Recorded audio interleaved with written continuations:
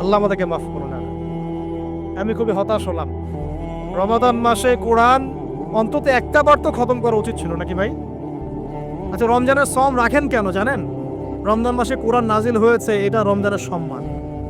আল্লাহ পাক বলেন নাই শাহরু রমাদান আল্লাযী উনজিলা ফীহিল কোরআন? আল্লাহ পাক বলেন নাই রমজান সেই মাস যেই মাসে কোরআন নাজিল হয়েছে?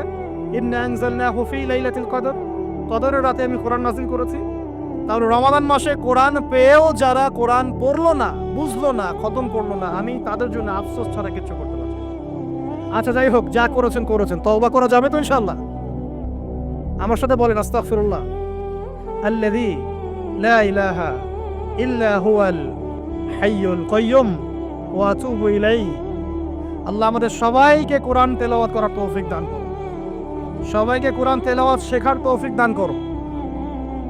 আর ভাই, যোগ্যতা অর্জন করে তো দিনের কাজ করতে হবে, আগে তো কোরআন তেলাওয়াত করা শিখতে হবে নাকি? আল্লাহ পাক সবাইকে কোরআন তেলাওয়াত শেখার তৌফিক দান করুন, কোরআনের তাফসীরগুলো পড়ার